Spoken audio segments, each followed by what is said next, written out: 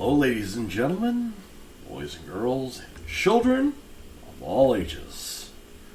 Welcome to the F4L Headquarters podcast. I am your host, the F4L icon, Sean Jazz Stevens. Ladies and gentlemen, the Ant Band.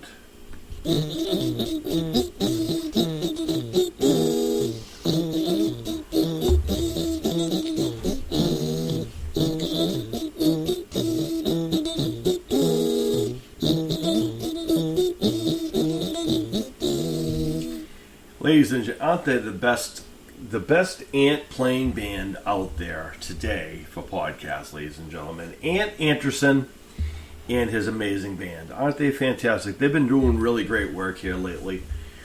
So they've been working on all of their little tricks and trades and so forth. So guys, why don't you fire up your brand new choir and sing us the anthem, as we are going to start things off right like any other show. We're going to do this with gusto. Ladies and gentlemen, the Ant Band performing their national anthem. Guys?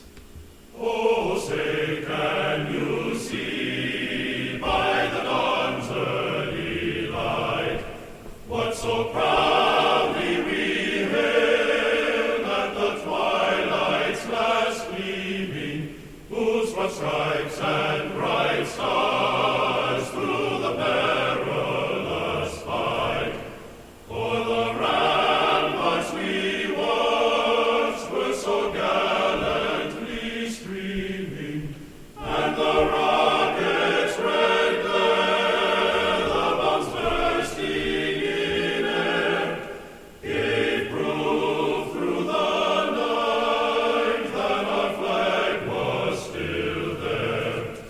Oh, say does that star-spangled banner yet wave o'er the land of the free and the home of the brave?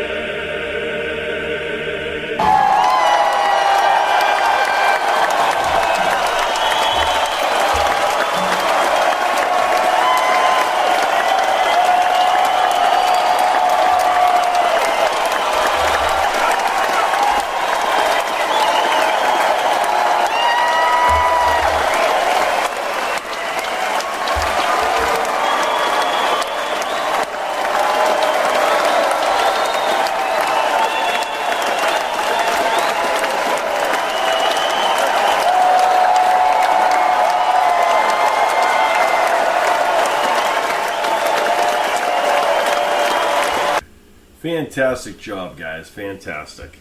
Well, ladies and gentlemen, it has been a little while, hasn't it, since we've been here at the F4L Headquarters podcast, and I apologize. Life has kept us all busy from doing all of our things, but nothing bad.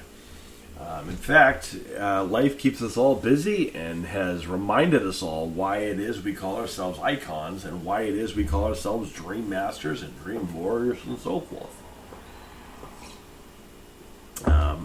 In a little while, we're going to be doing shout-outs, and we'll recognize some people specifically for doing some amazing and incredible things. But in general, I want to welcome everyone here, and I hope you guys all had a happy holiday for those people who celebrate Thanksgiving. For those people who don't celebrate Thanksgiving around the world, there are other people who might celebrate other different traditions and holidays. I think it's important to recognize everyone's own individual celebrations, whatever those may be. And also, in general, December is the holiday season all over the world. People from different cultures celebrate various things. People who are Jewish celebrate a happy Hanukkah. People in America celebrate Hanukkah, Kwanzaa, Christmas for those people who are of Christian religion. Those people who, people celebrate whatever they want to celebrate. Some people celebrate Krampus, whatever you want to celebrate. Some people just celebrate the fact that today's Sabbath day, today's Sunday. the weekend, the last day of the weekend. So hopefully you guys all have enjoyed your time. I know that for myself, there's nothing more meaningful to me than my time with my family. My time with my family. I very much enjoy my time with them, and they make every day special. And I'm proud of everyone in my family. We had a very great Thanksgiving. Thank you, everyone who has asked, and everyone, thank you for your Thanksgiving messages. We appreciate them, and we send those back to those who celebrate that as well. It was a quiet Thanksgiving, as quiet as a Thanksgiving can be, minus the running around the kitchen and cooking all of the foods and the brownies and the pies and the whatnot. We spent the holidays with our friends, family friends, and our family, of course. Always a good time. Always a good time. Playing Pictionary, which I haven't played in a long time, and wishing we played anything but Pictionary. So here's a fun fact. I don't know about anybody else. I'm very competitive in nature. I also love to have fun. I'm always up for playing a game. Pictionary is a game that I am not traditionally good at. I'm better at guessing than I am at drawing whatever it is that we're supposed to be guessing. For those people who don't know what Pictionary is, Pictionary is a board game, kind of old, and basically you're given like a phrase or a name of something, and you're supposed to, with a pen and paper or a pencil and paper, you're supposed to draw whatever that is, and you have either a team or a teammate, and they are supposed to guess whatever it is that you're drawing. And of course, depending on how successful you are, you will move around the board. First person or team to go around the board will win. Well, that's great and dandy if you have people who can draw. And the issue that comes into a game like Pictionary is the fact that you have some people who are very artistically gifted, like my daughter, for example, or even my future son-in-law. Very good at drawing. However, you are only given a short amount of time to draw whatever it is, and then it really depends on your teammates to guess whatever the name, person, place, or thing is. And you're not allowed to talk or anything like that. Kind of like charades, only done with pictures. And it's quite a fun time, but it's a challenge for those who don't draw. I traditionally cannot draw, however I can. I have no problem writing or even painting, but my painting is what they would consider to be abstract. So I wouldn't necessarily say I'm good at drawing anything when it comes to even sculptures or whatever else. I know there are people out there who can do both. They can draw and do sculpting, and they're very gifted artists out there. My daughter's being one of them. I'm not one of those people, sadly. That's my limitations. When it comes to that element, when it comes to building, creating wrestlers or something like that, artistic like that I can do. But as far as drawing things go, never a chance am I going to be good at that. But I'm going to try. But that was interesting. It was a good, healthy thing. Everyone ate, the usual foods for Thanksgiving. I spent the day before Thanksgiving watching the New Zealand family celebrate Thanksgiving. Traditionally speaking, they do not have Thanksgiving in New Zealand, but the New Zealand family, who are very much accustomed to the American culture, they gave it a shot, and they did a good job from what I saw. Of course, they did this while I was at work or just getting out of work, and I have been working endlessly the last couple weeks. I have, on top of everything else I do, I have a regular little job on top of everything else I do. Plan of attack is we're going to be getting a car again, so that I can get to and from everywhere I need to be and not have to rely so much on public transportation and so forth. For myself and my family, that included. And that way there, when I go to Monster Mania and things like that, rather than me having to depend on Amtrak or anything like that, I can simply just, take myself and have my carpool karaoke session with or without other people. And in case you think I'm joking, I'm not. And for those people who are wondering, well, what happens when I'm, taking transportation or whatever else? I sing everywhere I go when I feel the mood. A lot of the times, especially right now where I'm trying to get back into shape, I will actually be doing a lot more of my what I call breathing exercises, which basically is me whenever I'm walking around anywhere or traveling, I will be singing, especially this time of the year. There's plenty of things that I can sing that helps me with my breathing techniques and being able to my endurance and so forth like that. Any athletes out there who are trying to build up their breathing regiments and trying to kind of find a good exercise to kind of regulate all those things, I can't recommend singing more than anything else I can recommend to you. That's probably the best thing I can recommend. Just simply going for a walk and singing is extremely helpful. If you're one of those people who want to run and do the same thing, by all means, I think it could be a little bit dangerous to do so. That's a lot of breathing. Anyone who knows how breathing works with your lungs and so forth, and just run it, all honesty, the reason that works is because when you're walking around versus running, you have to walk up and down hills and keep straight and so forth, usually the distance.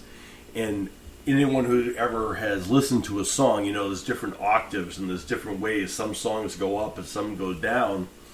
So when you're singing properly, or when you're not, it don't have to be no Whitney Houston or anything, professional. We're not Walker Campbell's or Gabriel Sehaces on this show. I'm just talking about in general. They're very talented musicians. Jack and Tim, they can actually sing. People like that, that's their element. But like for me, who is kind of someone who more does it to keep my breathing regulated when I'm walking around and endurance and so forth, it's a huge help, and I do recommend it for people who are just walking around, because when you're going up and down hills, when you're trying to sing a song in general, you know how much that takes to sing a song, start to finish. But when you try to sing that same song going up and down hills, it's quite a challenge. It's a lot harder than it sounds, honestly, but it's honestly one of the best exercises out there. I can't recommend it enough. So there's a free tip for you out there who want to work on your breathing techniques. So there is a lot of that going on right now.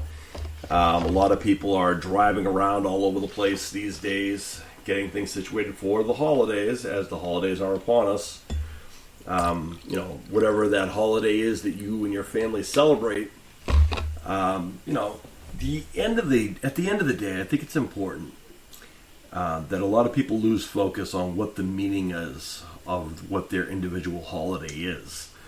A lot of people view the holidays, Christmas or Hanukkah, or all these things about the gifts, and it's not really about the gifts as much as what the meanings are for those things. And whether you're Christian or Jewish, whatever their religion is you're celebrating, and whatever the holiday is that you're celebrating this year, just make sure you're reminding yourself what the holiday is you're celebrating. It's not about the presents or all those things. It's about the feeling of good and celebrating your culture and so forth. So remember that in your families, spending time with your families. And when I say families, there are some people who have really good families, and for that you celebrate those. And for those people who have families like mine, where I kind of self-made my own, it's the same feeling. Trust me. I made the F4L are closer to me than anyone in my blood. I do have some blood relatives that I would include along with that. Of course, my wife and my kids are always within that element, but then of course I have the extended people who I will allow around that. And then there's the F4L around the world, who I might be more willing to give more this time of year than others. So there's that. So that's our holiday. Thanksgiving was lovely. My wife's favorite holiday. She loves to cook.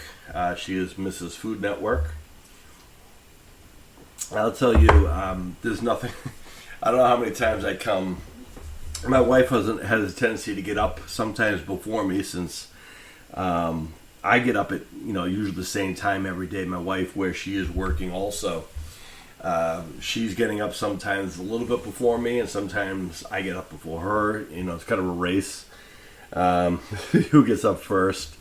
But in general, when my wife is up, even in the morning, I allow her to have the TV and all that in the morning, because I don't have time to do that. I'm more focused on getting my stuff I have to get done for the day, setting up my day.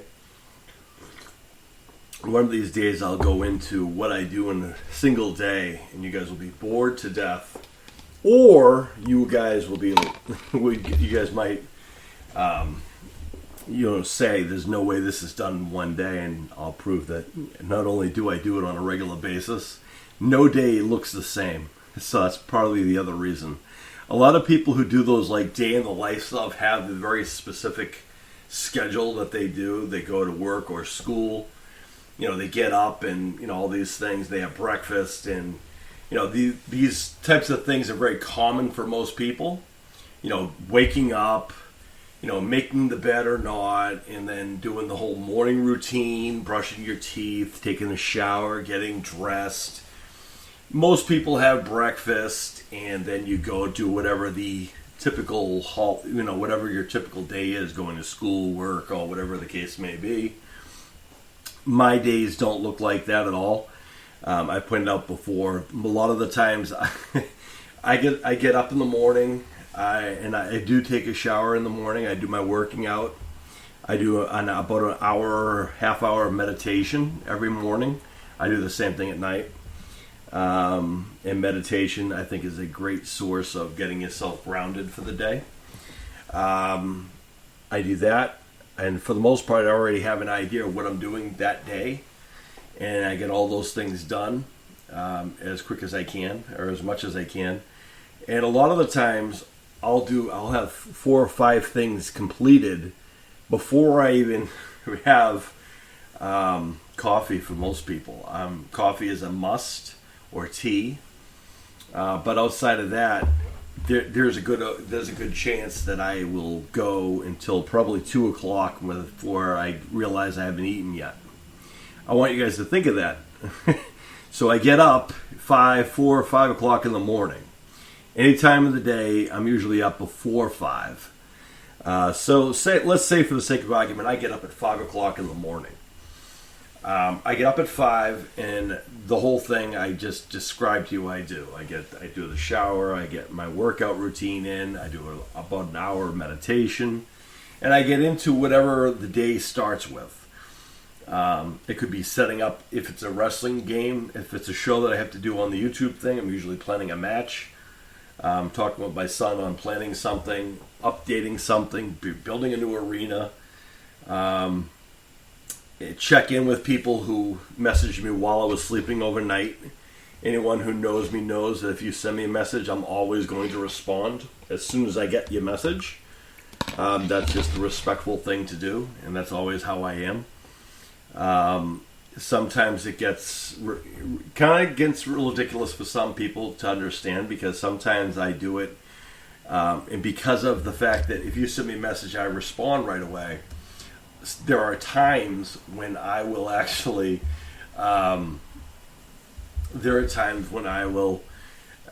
forego, more often than not, I will,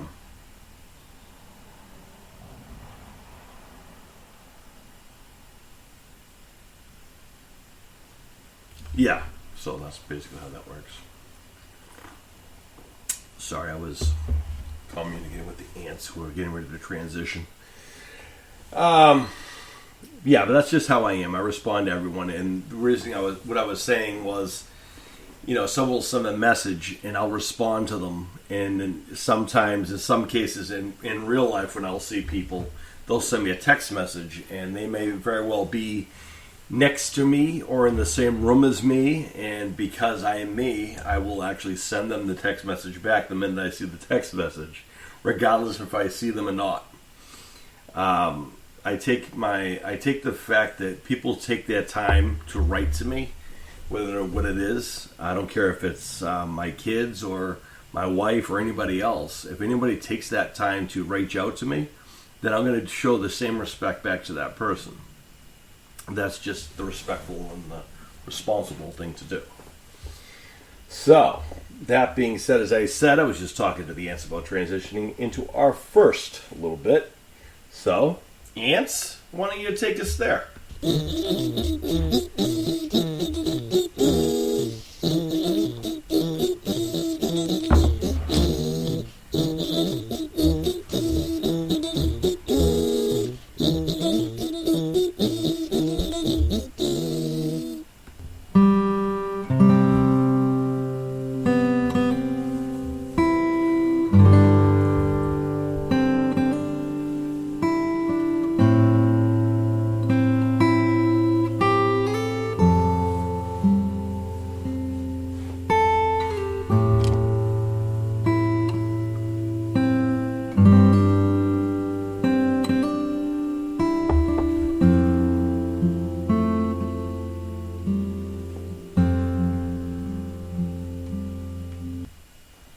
Thank you, guys. Aren't they doing fantastic? What a great group they are.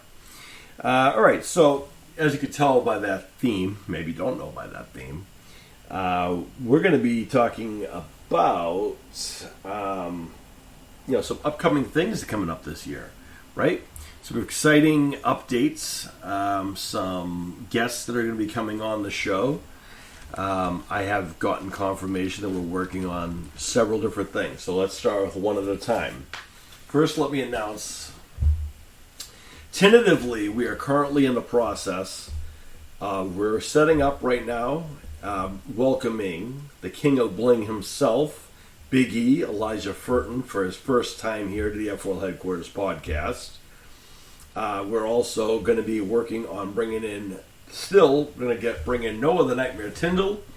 And in addition to that, as you know, Isaiah the Natural Trender. Now what's interesting is these two young men in real life are scheduled to face each other in real life. It's going to be a great fight. As far as youth sports go and youth fight, dream matches if you would, you can take Conor McGregor versus Khabib, or Conor McGregor versus Brock Lesnar, or Floyd Mayweather versus Mike Tyson. Take any one of those fights, and this junior division fight right here, Noah the Nightmare Tyndall out of the UK and Isaiah the Natural Trender of the US, this fight has all of the makings of the old Rocky Balboa versus Drago fight. This has the same magnitude of Floyd Mayweather versus Mike Tyson, to me anyway. I think these are two of the most tremendous athletes in their own worlds, in their own divisions. In all honesty, of all of the people who could face each other in all of the fights. Now, I'm someone who, as you guys know, I studied martial arts. I competed in these tournaments way many years ago, before it's transitioned into what it is now. It's huge now, and I'm proud of where it has gotten to in the world, where you can actually be proud to compete in these tournaments and so forth. And you are respected for being someone who takes care of yourself and can stand up for yourself. But these are two of the toughest fighters in their own prospective units, and I can't wait to get either one of them. They're both coming on the podcast eventually. Noah's been on 1.5 times. Well, one time sort of. We tried, and unfortunately I was on the old server. Now we're not going to have that issue, thankfully, thanks to this new provider and so forth. We're very happy to have them.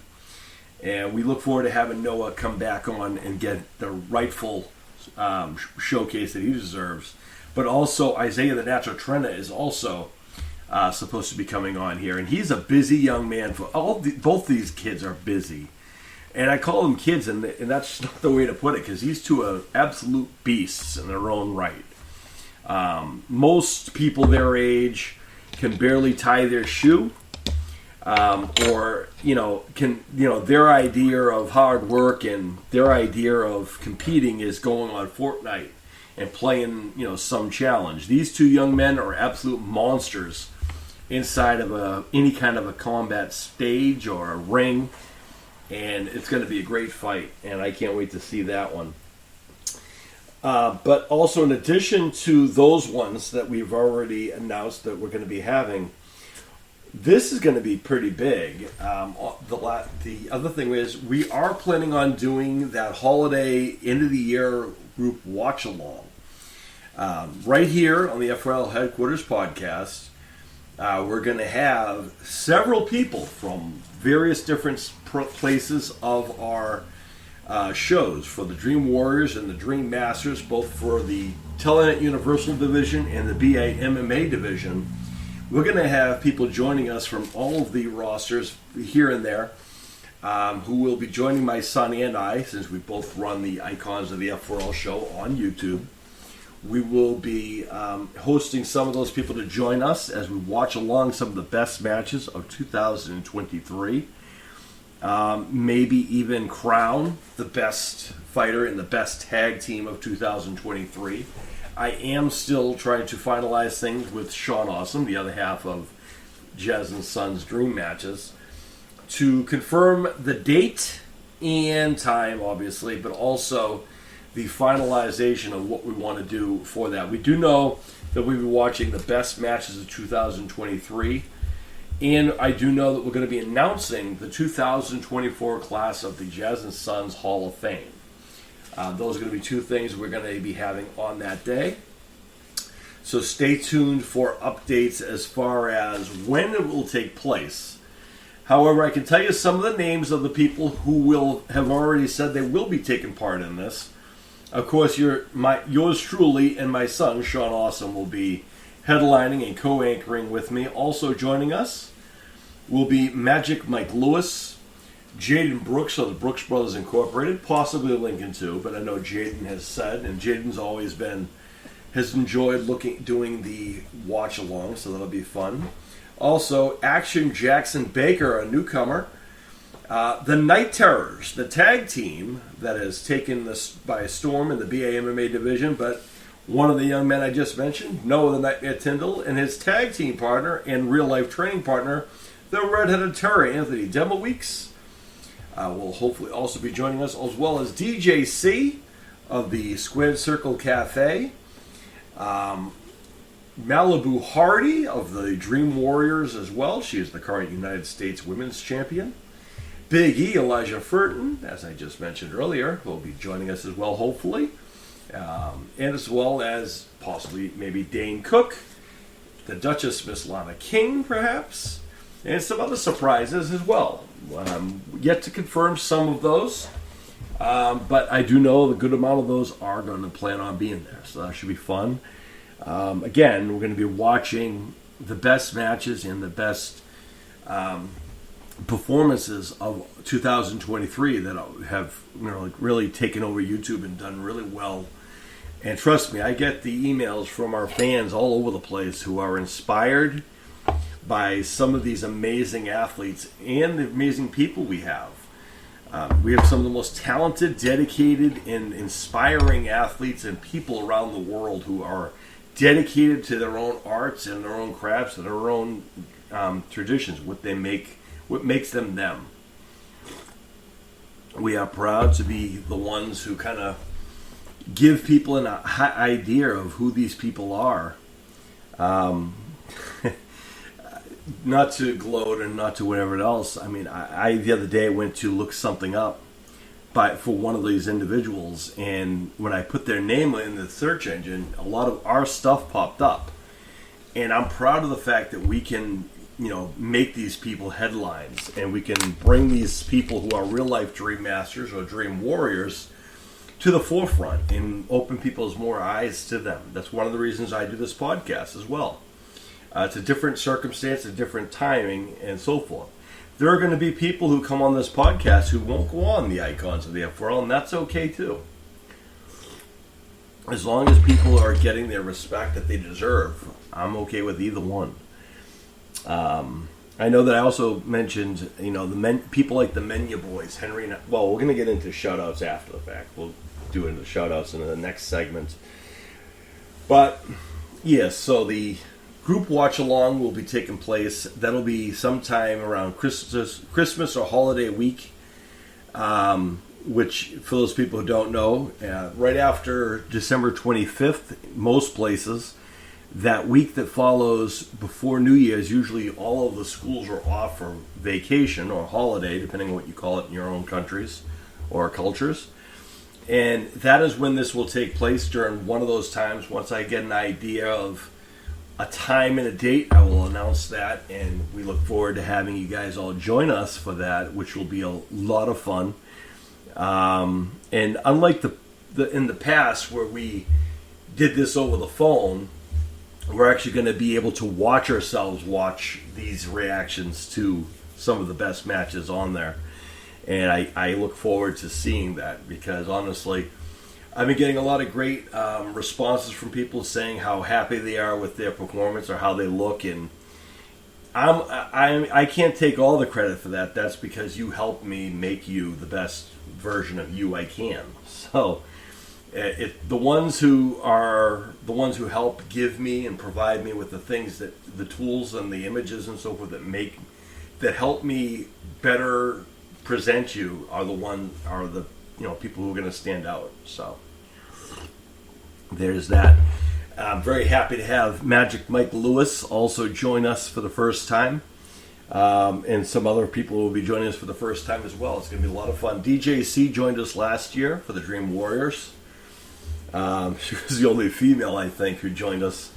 I'm hoping to bring it. I can tell you that we have both Malibu Hardy also joining us, as well as DJC, hopefully. And, you never know. More surprises will come, since we know most of them. So it'll be cool. By the way, I just got to, we'll go to shout-outs after. So that is coming up. So stay tuned for more information regarding that. Also, just so people know, the icons of the F4L, every year we have put together little t-shirts as a way to say thank you to all those people who we feature on icons of the F4L. These shirts are not being sold. They're not for sale. We are giving them to those who dedicate their time to becoming part of our shows and give us, us and our audience, people to be inspired by and people to root and so forth. And I'm happy to say that we have already started shipping a lot of those things out. So far, as of yet, we have sent out to, let's see if I have a list of the people we've sent out to already. All right, so already we have sent out, hold on one second, folks. I'll tell you how many we've sent out and where. Well, not where, but who we've sent them out to. We have sent to Action Jackson Baker, Big E Elijah Furton, Noah the Nightmare Tyndall, Anthony Demoweeks, Igor Ilichev,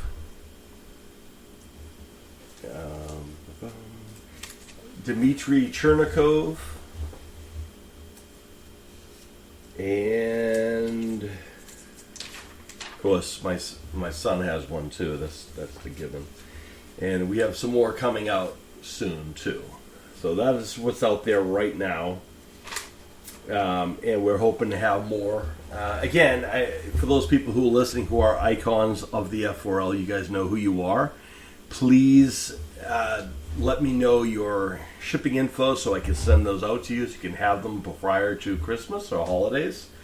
That's our way of saying thank you, guys. And even if you don't think you deserve it or need it, or you think it's a hassle, trust me, what you guys do is inspire people around the world to be the best versions of themselves. by showing how awesome you guys individually are. So the least we could do is send you guys t-shirts to say thank you. And we take care of the shipping and all that stuff. So there's no charge for these. I just need to know where to send them. So thank you for that.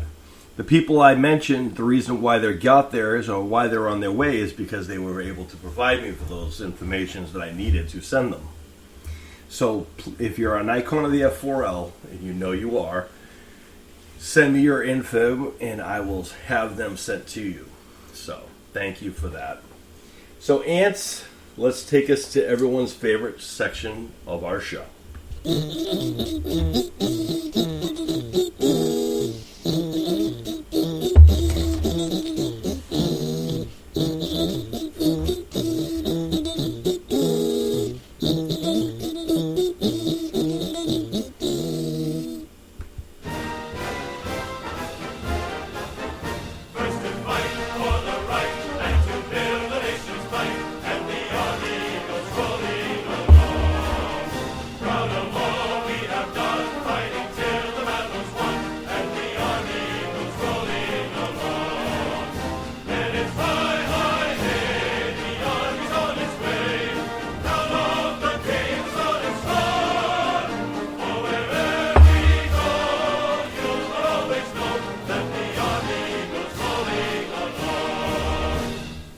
Well done, guys. Well done.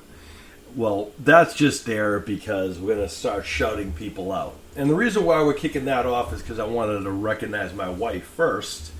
My wife, who is a veteran of the United States Army Reserve, and she has really been branching out more. And she did a speech not long ago where she had prepared a document. She had prepared something she had written, and she wrote it in front of an auditorium full of people to learn about what it is to be a veteran from a veteran's perspective after the time they have served.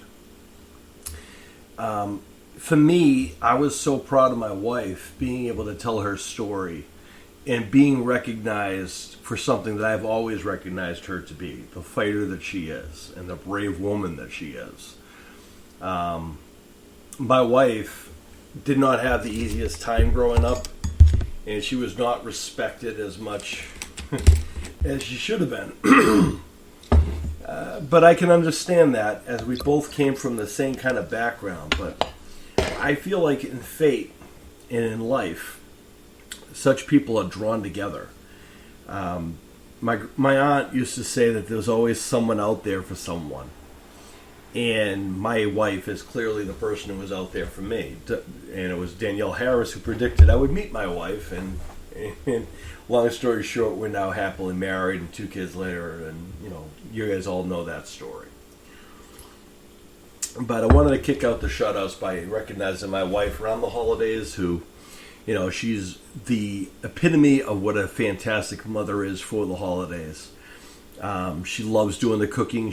We teach our kids how to cook. Our kids can cook on their own, but we also enjoy doing it as a family.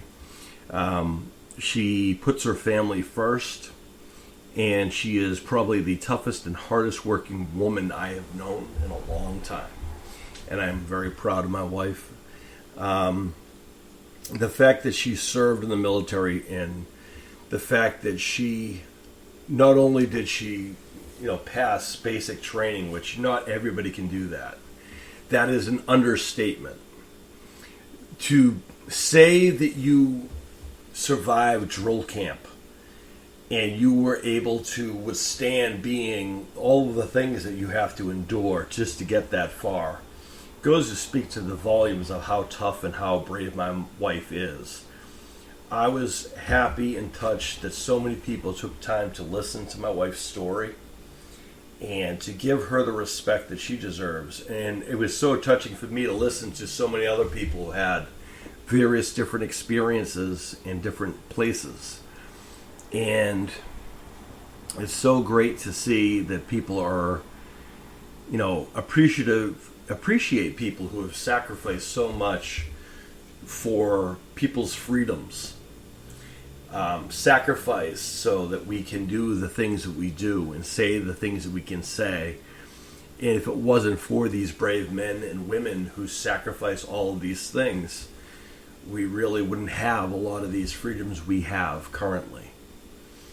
And so, I want to recognize her as well as the military as a whole, because it's not an easy job. It's not something that everybody can do. They wouldn't take me to be part of the military because, one, I don't have the feet for it, and two, because by the time I got to be old enough to sign up for the military, I was already diagnosed with post-traumatic stress disorder, which is a very common ailment that usually comes from going to war, let alone going into a military where I already have it. That comes from a childhood of turbulence.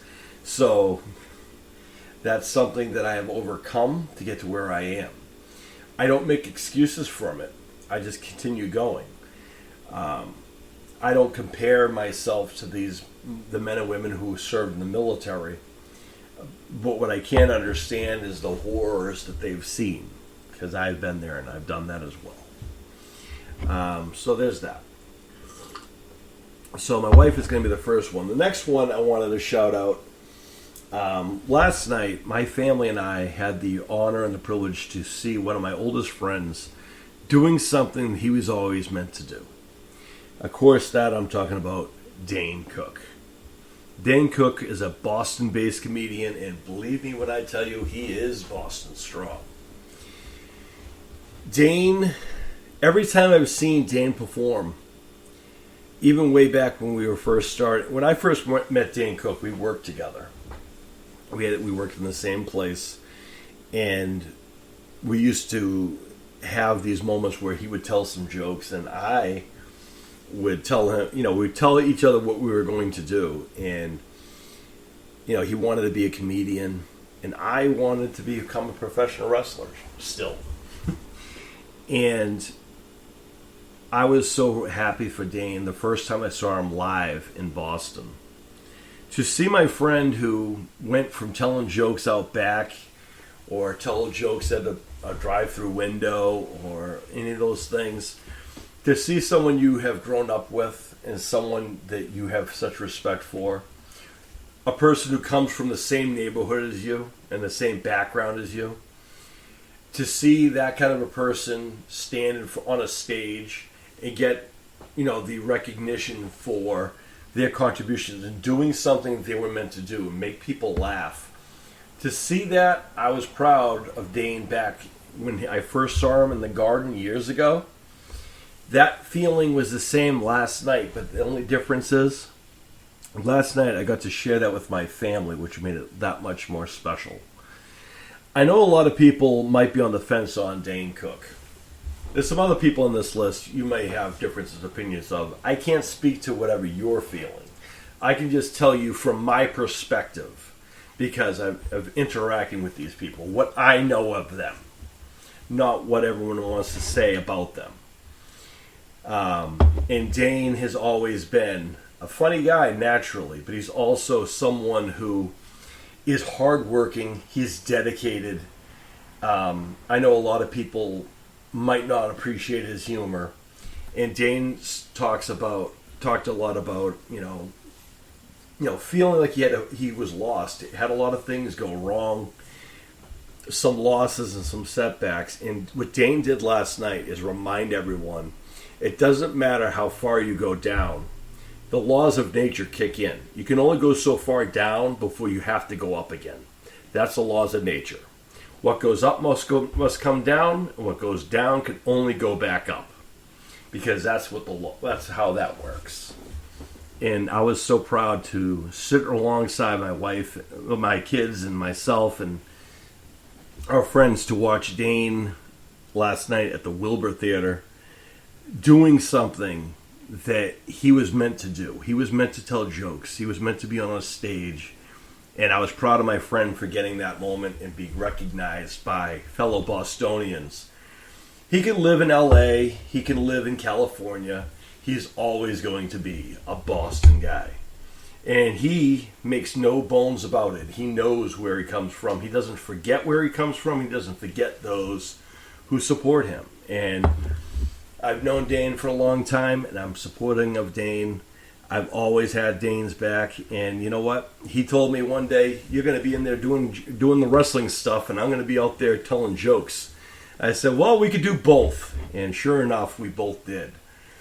So I want to say, congratulations to Dane on his amazing tour that he just wrapped up last night.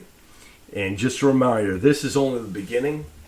Dane is one of the most underrated actors out there. A lot of people will look at things like, Employee of the Month or, Waiting or something of that nature. Good Luck, Chuck. Those are good films that he's in. But if you want to see a good range of things that he can do, I want you guys to go check out American Exit with him and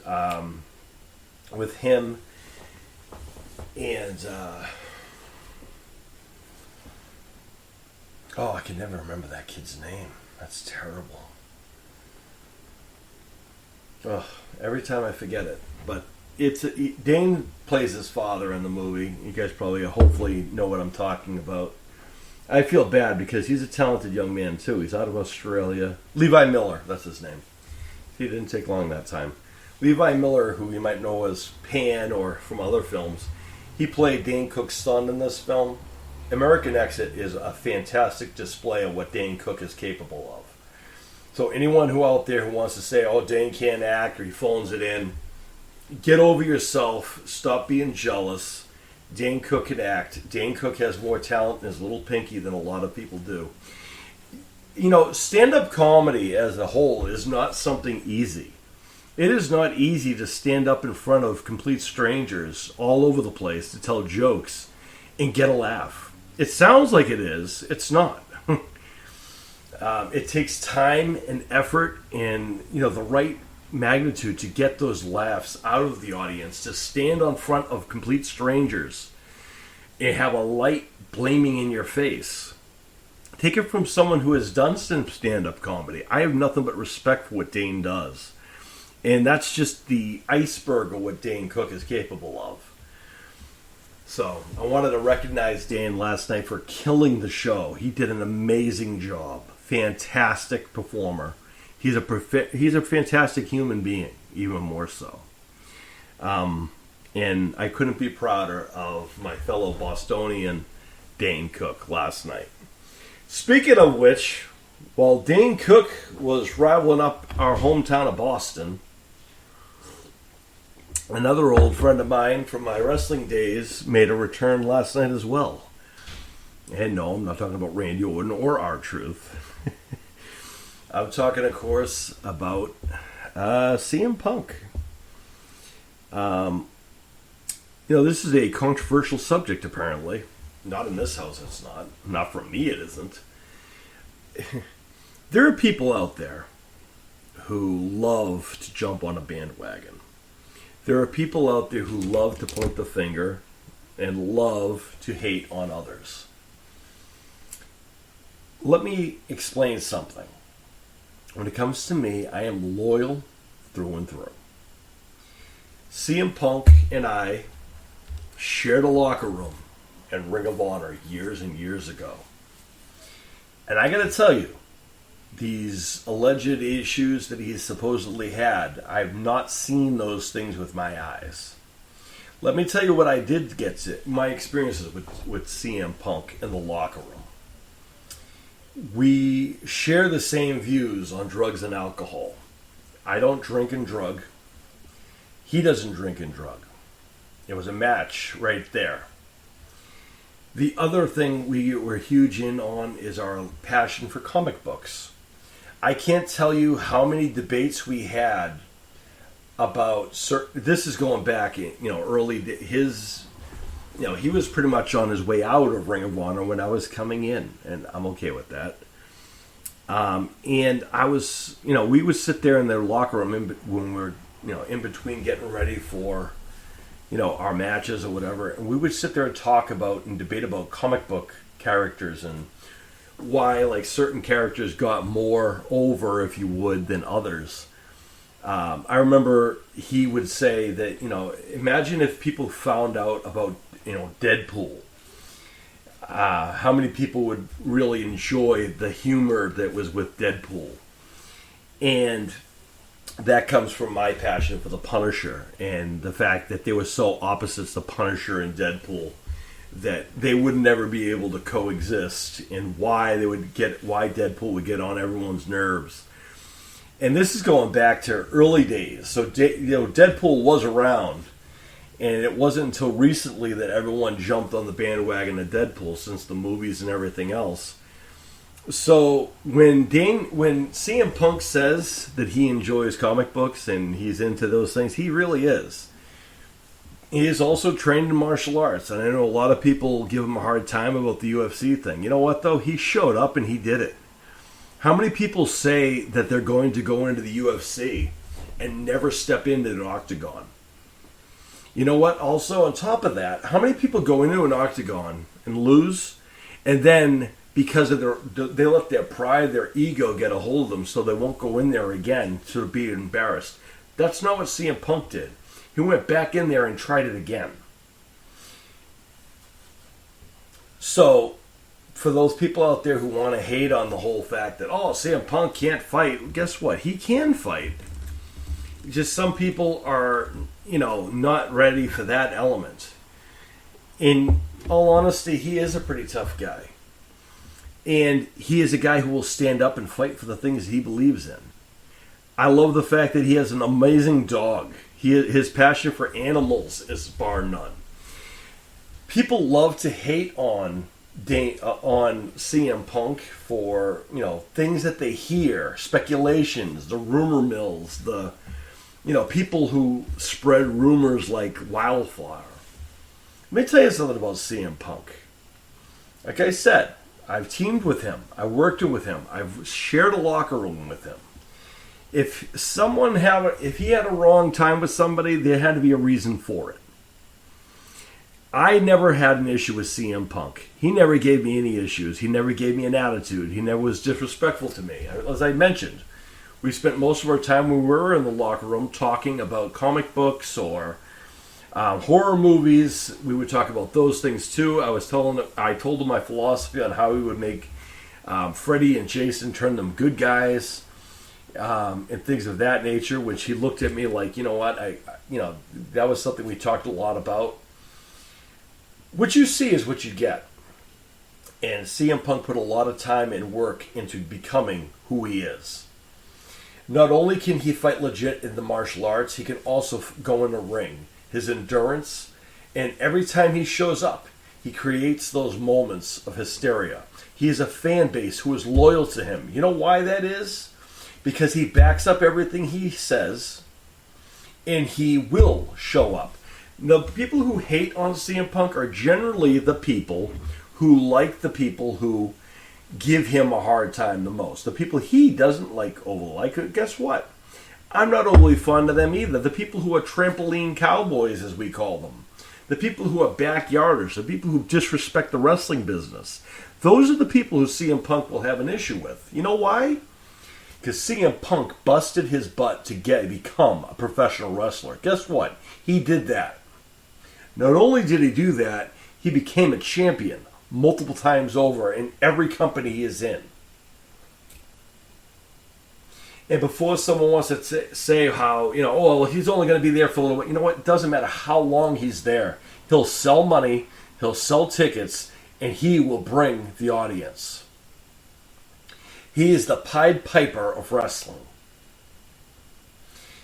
In all honesty, when I heard he went to the other people first, I was shocked because I had known he was going to come back to pro wrestling. The writing was on the wall. I wish I had, talked to him prior to him joining the other guys first. And I can understand, if I'm him, I understand some of those things. A lot of people don't know the whole story. Remember, there's always three sides of every story, folks.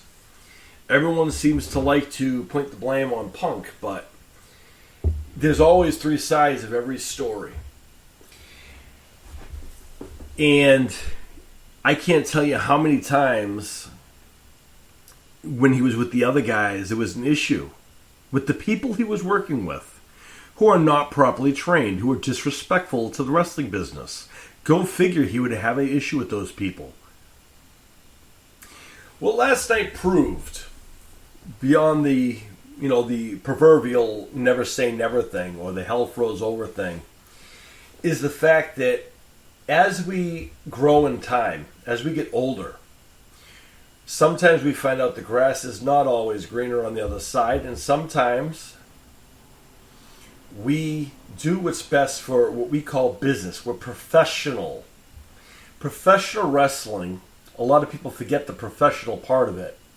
They look at the things that they think wrestling is, but they forget about the professional thing, which means it's your business. You have to have a professional business ethic to be involved in it.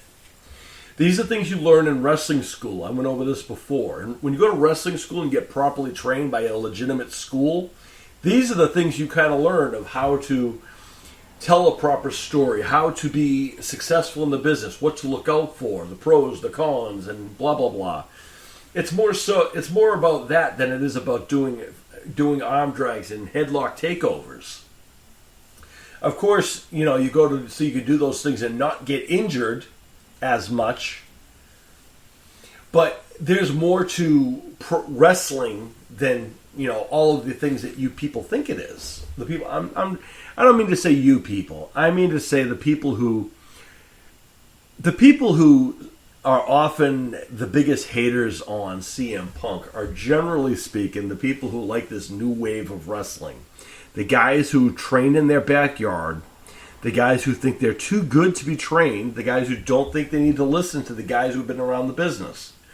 This is why every one of those people will fail. Want me to tell you why?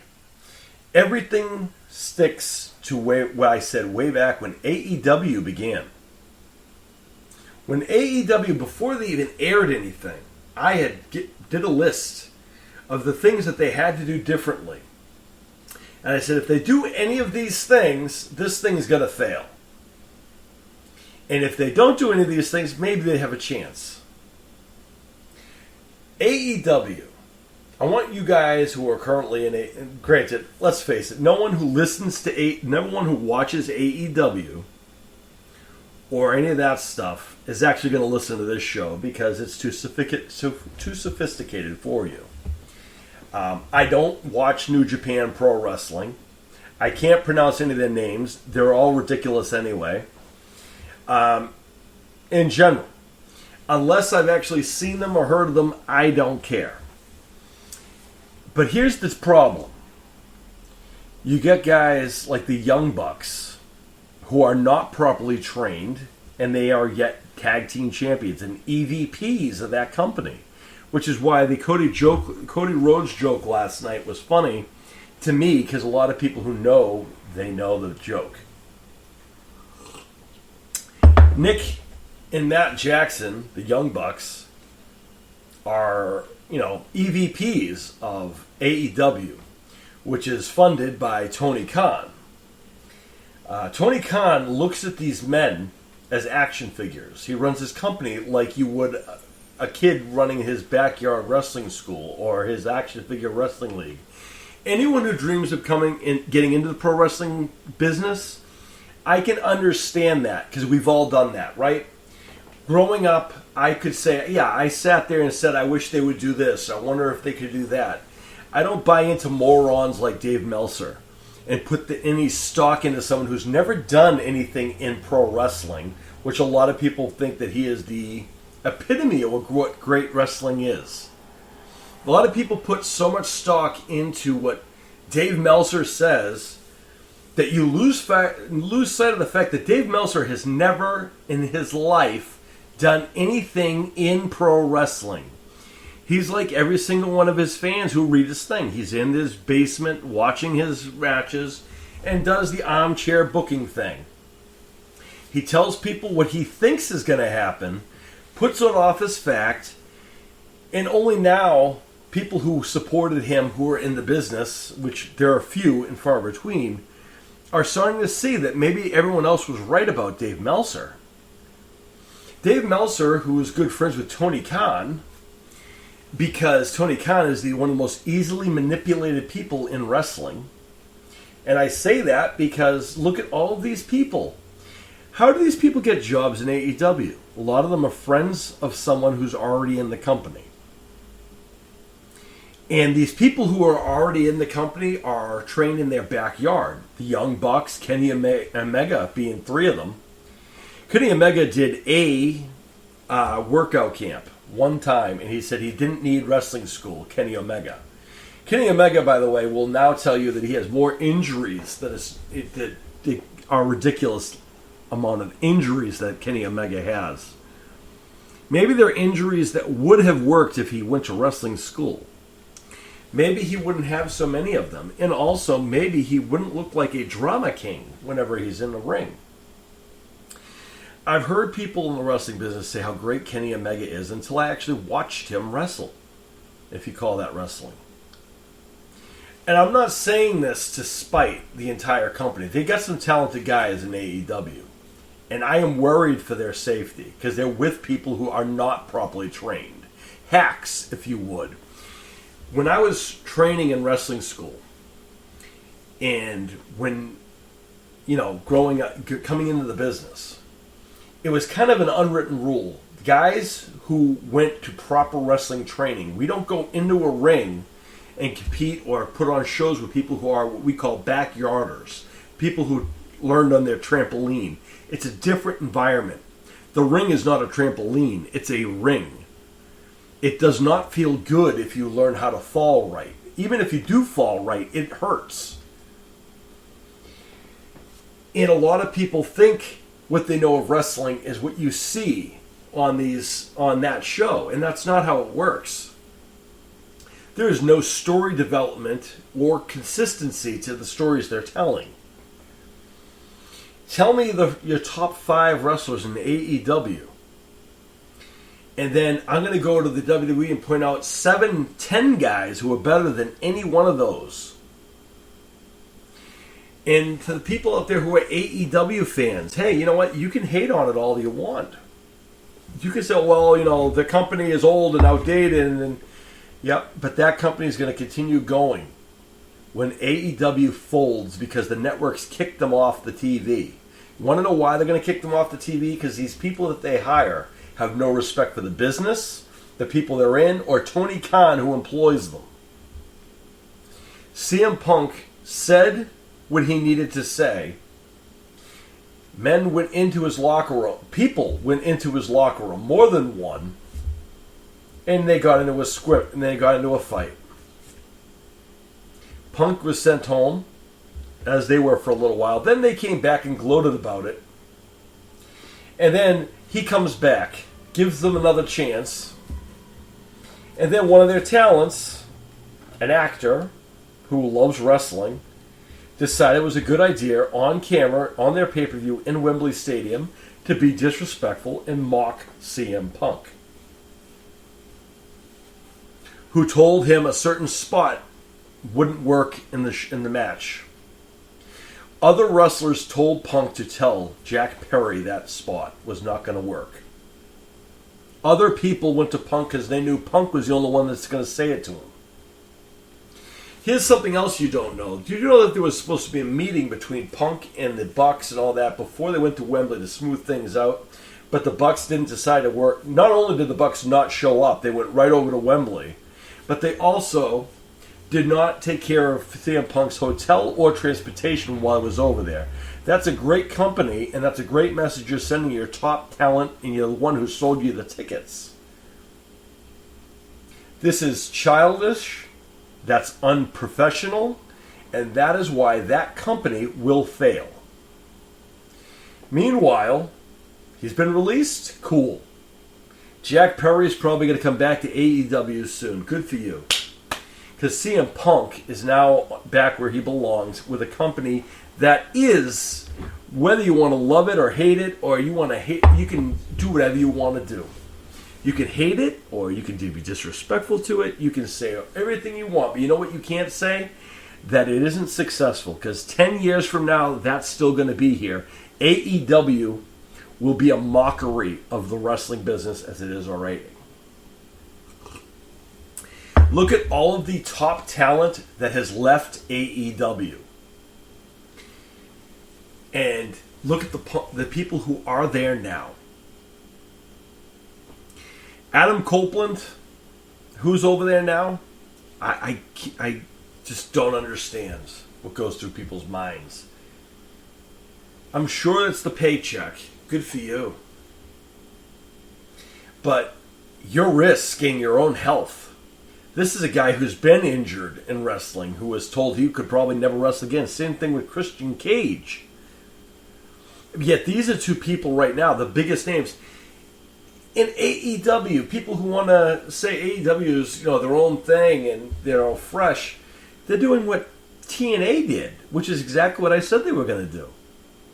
Whenever WWE's going to get rid of somebody, Tony Khan's going to pick them up and bring them into his company, flash some money in front of them, like TNA did, and go over there. And then the WWE guys, the former WWE guys, are going to go over to his company and get them money over there.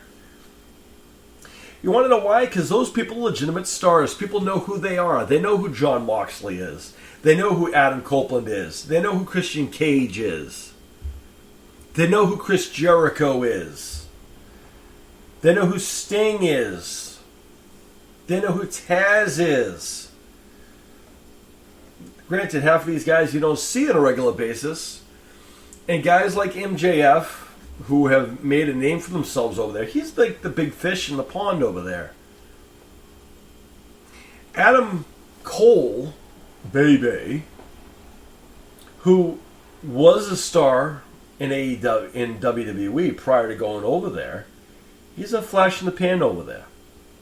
He looks like your old high school gym teacher if your gym teacher wasn't athletic. Sorry, that's realistic. At least when he was in WWE, he presented himself as a champion. He presented himself as someone who could do something. Pat McAfee called it right. Pat McAfee outworked Adam Cole. Pat McAfee, who is an NFL Hall of Famer. Pat McAfee, who could also call it one of the best talkers currently. Pat McAfee is someone, I want to point something out. When I'm saying I'm wrong, I will admit when I'm wrong. And when I first saw Pat McAfee, he was paired up with this other moron from social media. Sam Roberts, who I think is the epitome of the worst of the worst. And I have to say that at first I wasn't interested in anything that was being presented about Pat McAfee because he was attached to this dork next to him. A guy that was cynical and he had no business talking about wrestling because he had the most... He was a heel podcaster, which makes no sense. Pat McAfee had an issue with Adam Cole. He he trained to become a professional wrestler from someone who actually knows about wrestling. He is an athlete. And Pat McAfee put on a show when he faced Adam Cole the first time and the second time. And Adam Cole would not be any more serious if it wasn't for Pat McAfee. Pat McAfee has earned my respect, and I will be the first to say that I was wrong originally about Pat McAfee. Pat McAfee is not only an NFL Hall of Famer, but Pat McAfee might be one of the most current day, most talented people in pro wrestling today. I am man enough to admit that I was wrong originally about Pat McAfee. Pat McAfee is a hell of a performer. He puts 110% into everything he does. He's dedicated. He brings a name to it. He shows respect to the business. Unlike across the pond over there to the other guys. So, let it be known that I will admit when I'm wrong. But I am also going to, much like Punk, say the truth when I feel it to be true. I'm going to stand by my word until I'm proven otherwise. CM Punk is someone I've shared a locker room with. I've seen him interact with people. I know who he interacts with. I have never had an issue with CM Punk. Never have seen him have an issue with anyone who wasn't disrespectful to the wrestling business. So, there's that. That's what I'm going to say about CM Punk. But you know what? Last night, CM Punk came back to WWE. Showed up at Survivor Series in Chicago like I had a feeling he would. I didn't get to see it originally because I was, again, coming from Boston from seeing my friend Dane Cook. Stuck in the rock and the hard place, folks. But when I had heard and I had seen that Punk was there, I said, good. He's where he belongs. I want to give credit to both himself as well as Triple H in the WWE for being able to be professional and look at it as a business aspect. Now, what people have seen or whatever else, I don't buy into the things that are going on. People are being held back and all these other things. You know what? If they did, cool. Let them. The fact of the matter is this. Punk is back in the WWE, and now no one is going to even turn on AEW for the most part, except for the people who are already watching. Anyone who was watching AEW hoping the Punk would return over there are now going to go back to WWE and watch him there. Good job, guys. Good job. And you know what? I give credit to Punk. I give credit to Triple H. I give credit to a lot of people who took those dirt sheet writers and showed that they know absolutely nothing about the pro wrestling business. Because every single one of them reported, oh no, nope, Punk's not going to be there. Punk's not returning. Punk's not going to be at Survivor Series. Dave Meltzer, Punk was at Survivor Series and returned to Survivor Series. You were probably too busy watching Collision, I guess, to be bothered to know that CM Punk returned to WWE like you said he wouldn't. That proves, yet again, you don't know everything about wrestling. You mark. Anyway, sorry about getting passionate, folks. I am also someone who will defend my friends, no matter who they are, or what they need, whether they need it or not. And I will be right back with you right after this.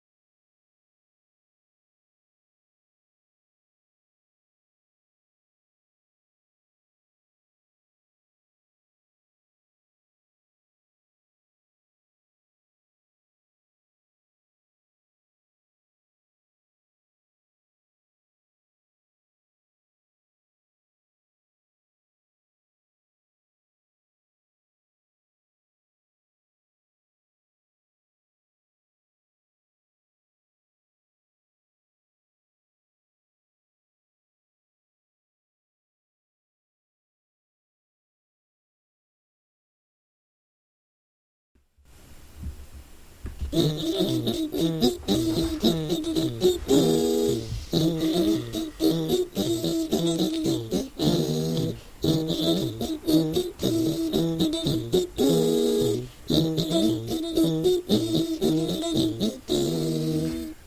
I apologize, folks. I had to get back on track here as I was doing shout-outs. I got a little passionate about a certain on the shout-out. I want to shout out one other person in pro wrestling who I don't think gets enough credit. And I want to shout out his co-host as well. There should be no surprise. And I'm sure I'm ready for all the people who are going to sit there and tell me how horrible I am now. But I want to recognize and thank Jim Cornette and the great Brian Last, the Hawaiian, I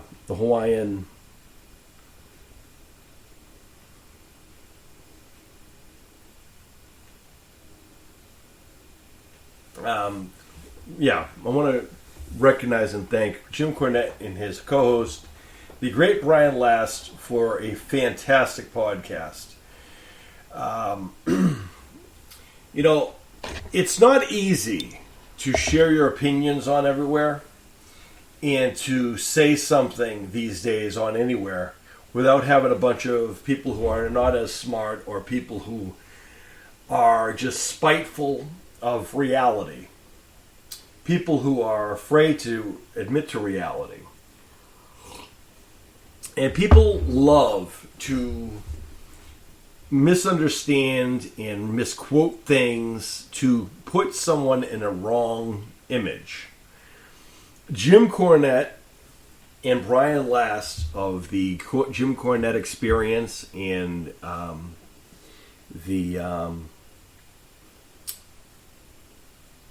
the drive-through with Jim Cornette, both are done by them. Not only do they show respect to the wrestling business, they're the only ones seem to be left that will defend it. And when I'm sitting here just a few minutes ago and talking about the people whom I'm mentioning, even Cornette and I don't agree on Dave Meltzer. He gave him more credit than I will ever give him. Same thing with Brian Last. I respect Jim Cornette and Brian Last. I do not respect Dave Meltzer.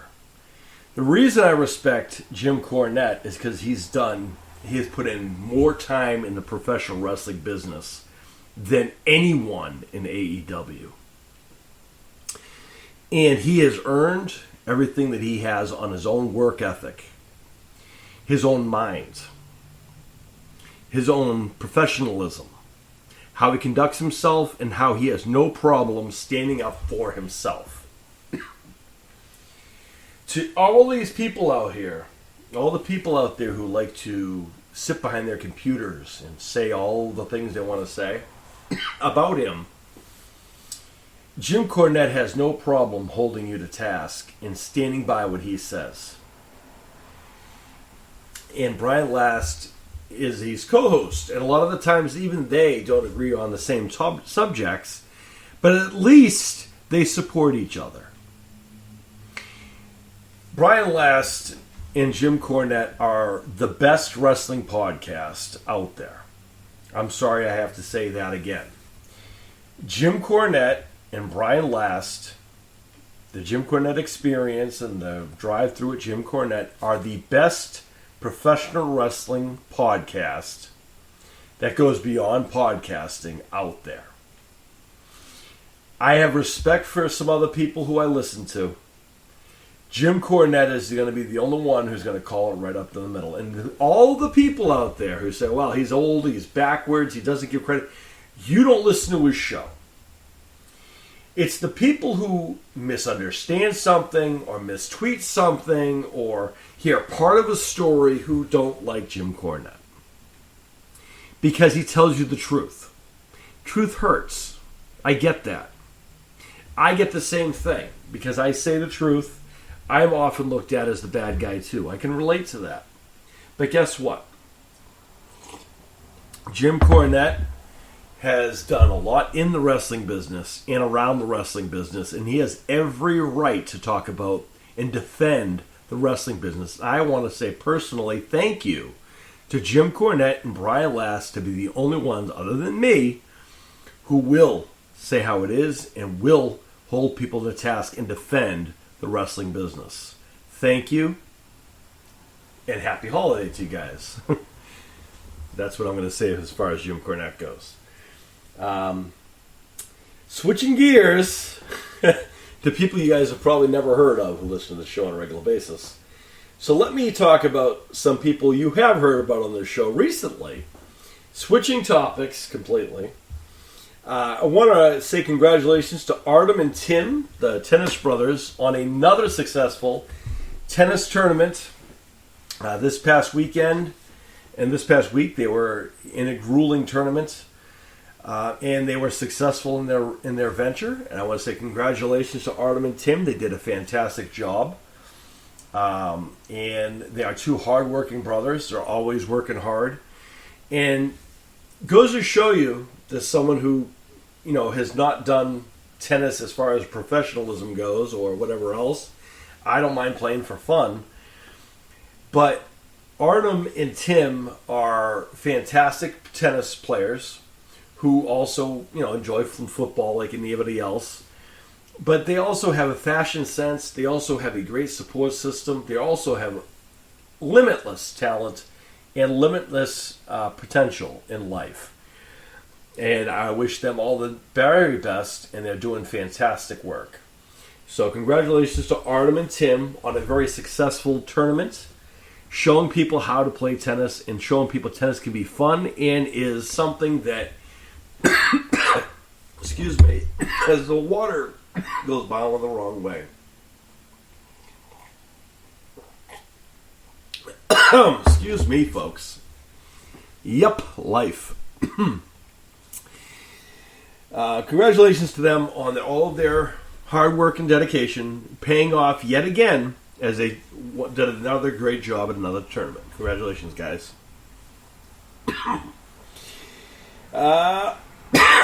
I mentioned him earlier in the show because we're hoping to get him on the podcast.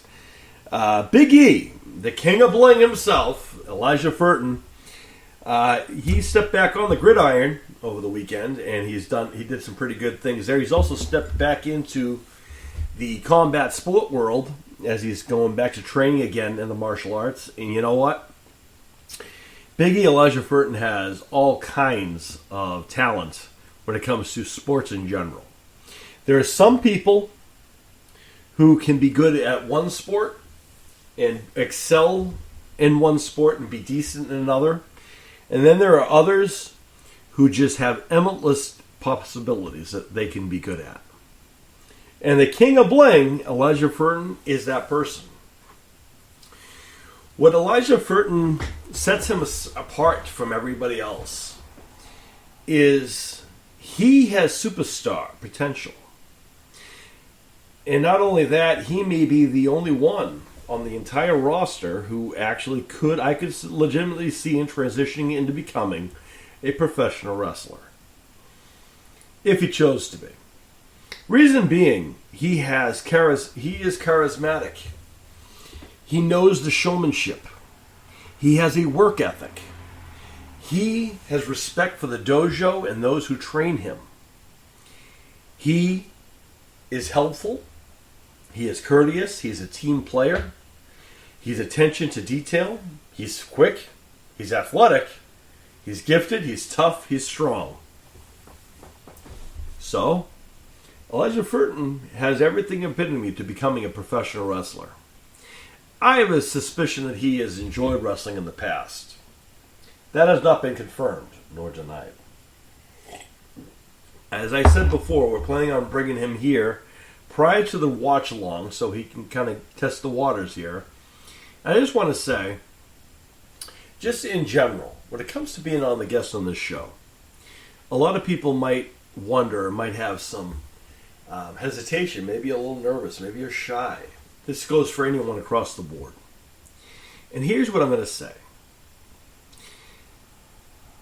when it comes to the F4L headquarters, one thing above all else you should always know is as long as you're yourself, you have nothing to worry about.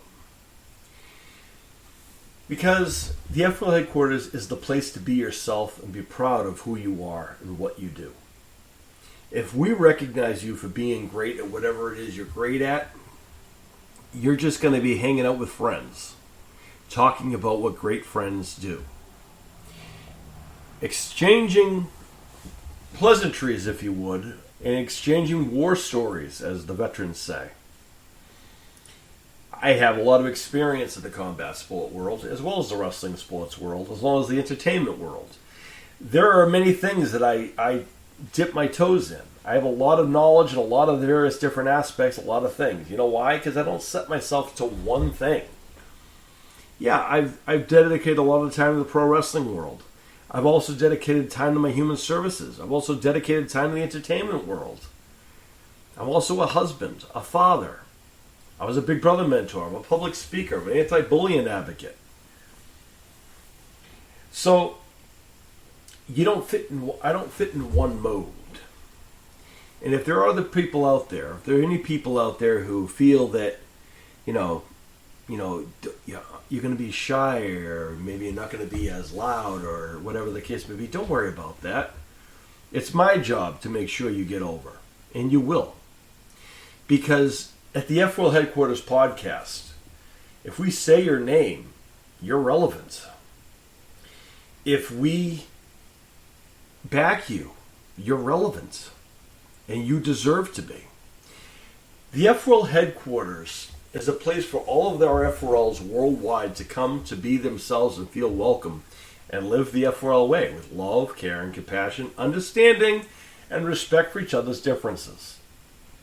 What that means is I can have respect for someone who plays American football, like Big E does, and I can have respect for someone like, say, Igor Alichev, who plays European football, or world football, who, by the way, I'm also shouting out. They're from different countries, different cultures, different sports. Igor Alichev is a world-class football, meaning soccer, player. Big E Elijah Furton is an American football player who also does combat sports and wrestling. And the reason why the F4L Headquarters podcast is here is because this is a place for both of those people to be celebrated at the same time. Because it doesn't matter if they play football, American style or European style, they are both respected the same because they both show the same work ethic, the same passion for what they believe in, the same passion for believing in themselves and their teammates, for being contributors to their success. For being real-life dream masters, putting the work into getting there. So, to anyone out there who feels like they're shy or they don't have a voice, when it comes to this show, you don't have to impress anyone because you're already one of us. You're already a dream master. You're already a dream warrior. You're already someone worthy to come here to be you.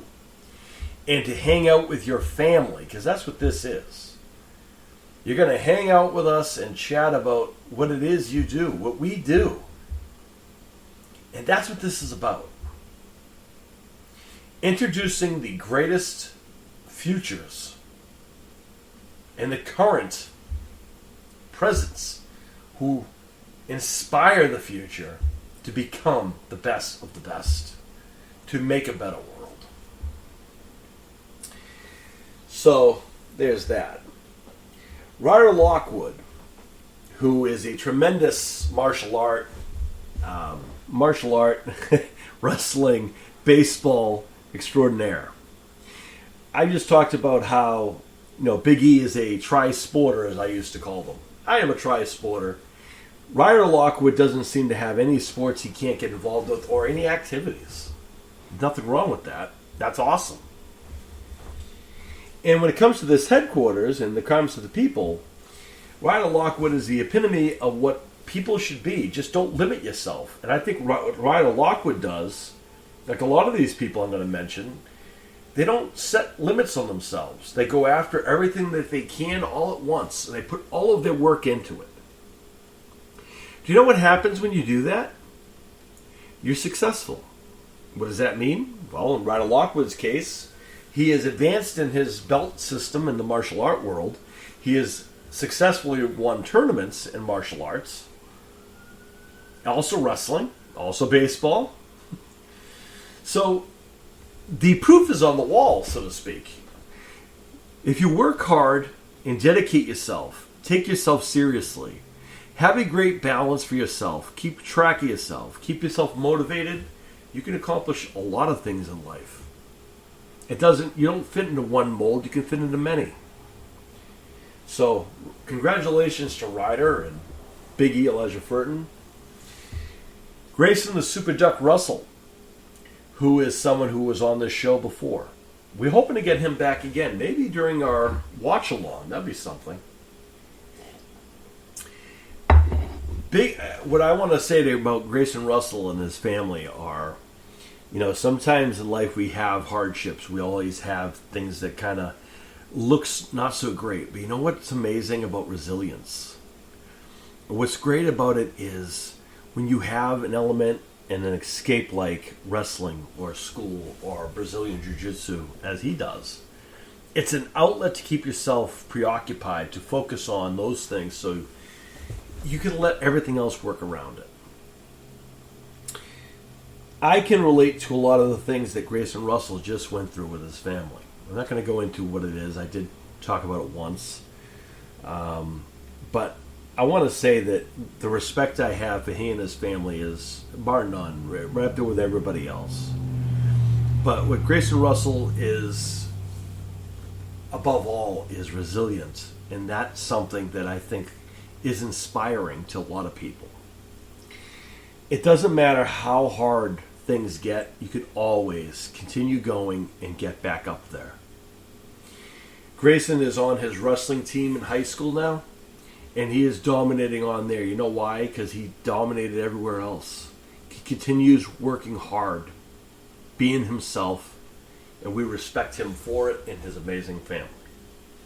So hopefully I can reach out and we'll get him on that watch along too. That would be fun. He and Ryder Lockwood on our recent show put on an absolute clinic in martial arts recently. And they're going to do it again on December 4th. Watch that show and you'll see greatness at its best.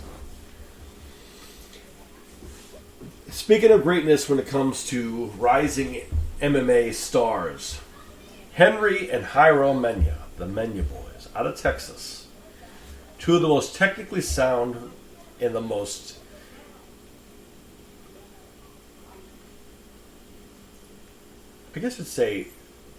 I think a word to describe the Mena boys is seasoned and people who are always willing to add some more tools to the toolbox that you need to be successful. The toolbox I mentioned is something my sensei once called it. It's the skills that you learn, and you're open to adding new tools or new knowledge, new skills to your toolbox. Brazilian Jiu-Jitsu, kickboxing, boxing, wrestling, grappling, who knows? Well, wrestling, not so much. I can tell you that it's been a few years since we've got to know the Mena boys. They've been on this show a few times. And the brothers from Texas always put on clinics. They are always working hard. And the best part about them all is they don't lose sight of who they are and what's important. They believe in familia. And I respect that. They seem to have a very social house, which I got to say I'm jealous because those parties look like fun. That is so fantastic to see such a connection, such a familia on display when it comes to the Mena boys. They have tremendous work ethic. They have tremendous promise. Two of the toughest young men out of Texas. And I am proud to have seen them grow into the young men that they are becoming. And one day, I guarantee you, along with some of these other people, They will be headlining the UFC as they continue. The Adele Boys out of Florida are the essence of Florida sports. They are the measuring stick of Florida sports. You can't say wrestling, you can't say Brazilian Jiu-Jitsu, you can't say football, you can't say baseball, you can't say motocross, because they have the titles all up and down the ball. It's one thing to be dominating in one sport, to have the ability to say you are across the board the alpha of every single sport that there is to play. I'm not certain there is a sport the Adele Boys haven't played or don't have a championship in of some kind. See, and that's the difference between being a champion in a certain aspect and then becoming and excelling in everything that you do. Right? When it comes to the Adele Boys, Anthony the Hunter, Mason the Hammer, Ty the Devil, and Troy the Terror Adele. They have work ethic, they have drive, they have determination, they have support, and you know what else they have? They have grit.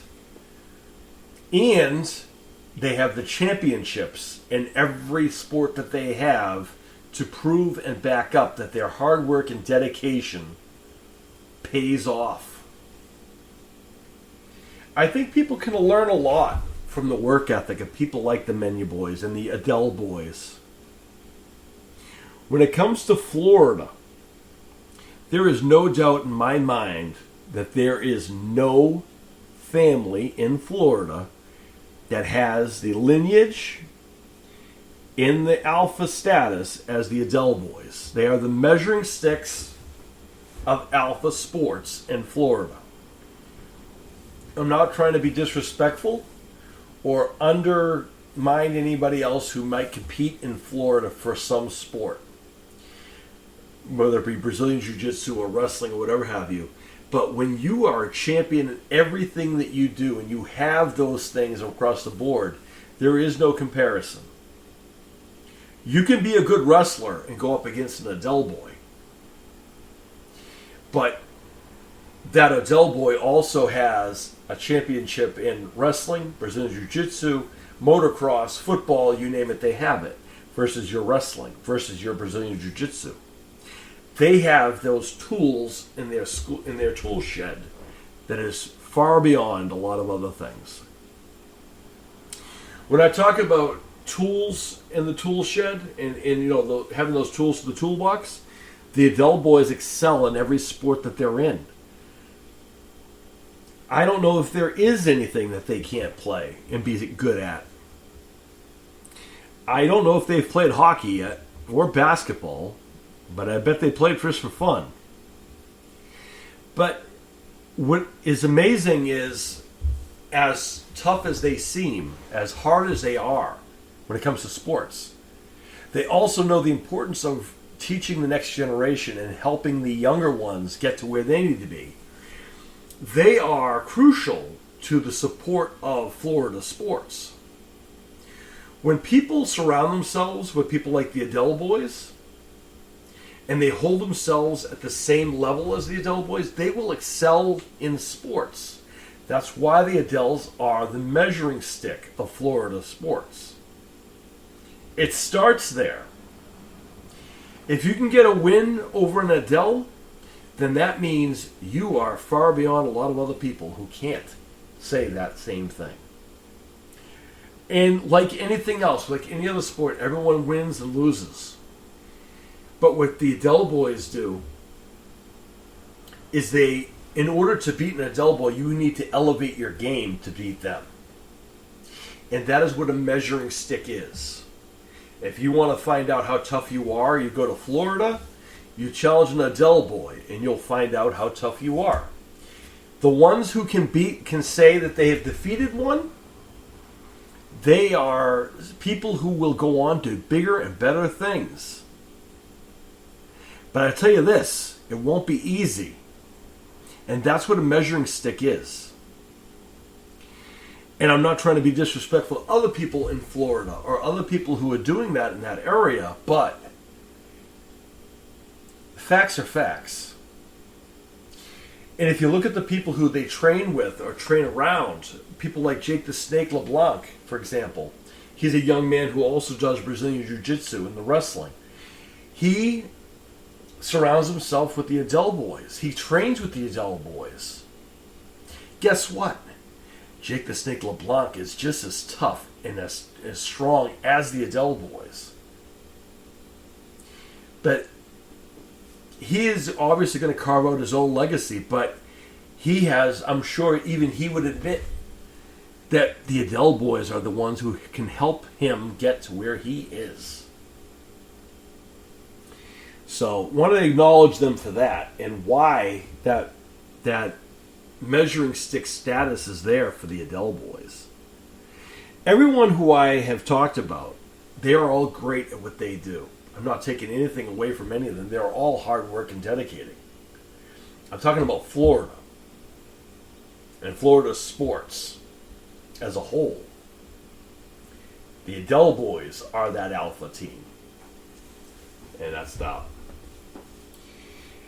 I wanted to take a moment to acknowledge someone else who is coming on the show eventually, by the way. I'm very happy to say we're going to be bringing another musician on the show, a rapper, up and coming rapper, and a friend of mine who is going to be doing my new entrance music for when I return to pro wrestling next year.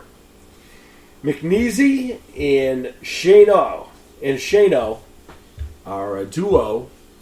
Oh, I know McNeasy. McNeasy is a up and coming rapper, and he's a good friend of mine. He's going to be doing the song, and Shano is going to help him out with that. And I can't be prouder of having someone do my music for me. And McNeasy's been in the underground rap scene for a long time. He has worked with some of the best in the rap scene. And we're very happy to have him working on my entrance music when I come back to pro wrestling next year. Igor Ilichev, I just mentioned him briefly when I was talking about Big E, Elijah Furton. Igor Ilichev was a young man who not long ago suffered an injury in football.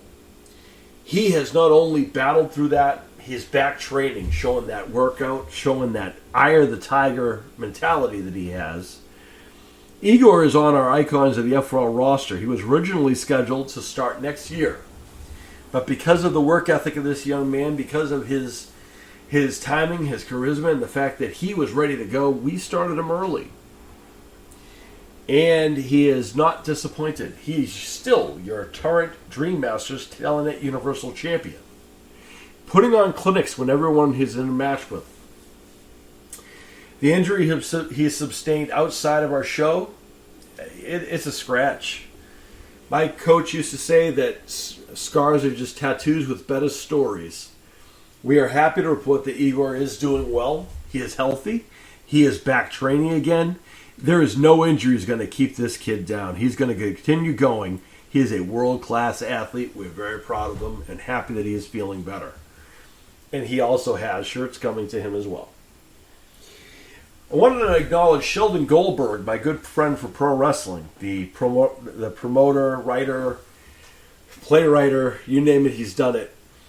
He was the last guest we had on the F4L Headquarters podcast, and I want to say that I went to his book launch. I was proud to be there for him. Excuse me. Excuse me. I am in the process of finishing his book, The Last Fall, that he wrote. It is fantastic so far. I will have a full review for you guys once I'm done, probably sometime this coming week. And maybe we'll have to have Sheldon come back on the podcast to talk about, so I could tell him to his face about his book and how awesome it is. But I can tell you this right now. The story is amazing. And I think one of the things that he said on this show, I don't think he'll mind me saying it, is you don't necessarily have to be a professional wrestling fan to enjoy this book. And he's right. The other thing I'm going to say is I don't think necessarily you need to set it in any time zone either. as I think this is a story that can be told from any generation. I think it's a fantastic story. I'm going to give you guys a full review sometime later this week when I've completed the book, but it's fantastic so far. I love it. Sheldon Goldberg he never fails at the things that he embarks upon. And when I got back to pro wrestling and I stepped back into the ring again, I'm going to have Sheldon right there, front row. And when I release my first book, I'm going to invite him to my book signing because he has inspired and lit the fire inside yours truly. So thank you, Sheldon, for that.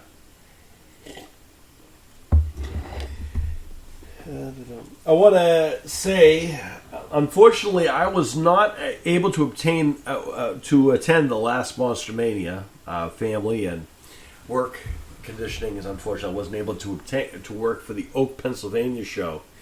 I hope everyone had a good time. I'm sorry I wasn't there, but I wanted to take a moment to thank Dave Hagen and his sons and everyone who is part of my fellow Monster Mania family, because that's who you are. It's an honor to work for Monster Mania. It's an honor to work with so many awesome humans. People from different backgrounds, different locations, who have a passion for the same kinds of hobbies and the same kinds of likes.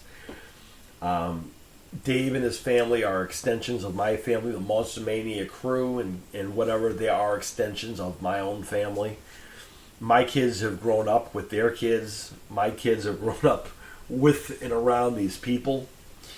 And I am very, very protective of my kids, and I have never had to worry about my kids at Monster Mania. I am proud to work alongside some of the most hardest working and dedicated people who don't often get the credit they deserve. I can tell you that I have been the victim of being told all kinds of things by, quote, fans.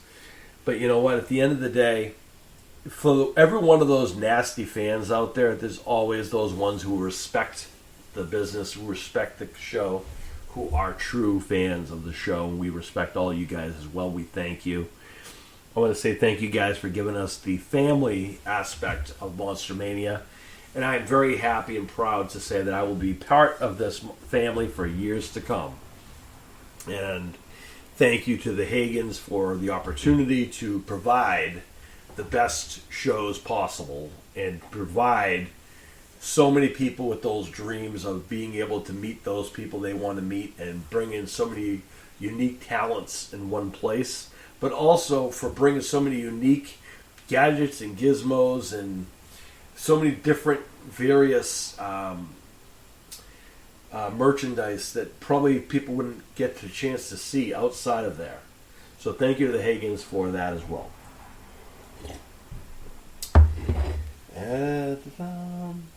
And last but not least, I want to acknowledge all of my F4L around the world. I want to say thank you to you guys for continuing to listen to this podcast, continuing to watch the YouTube show.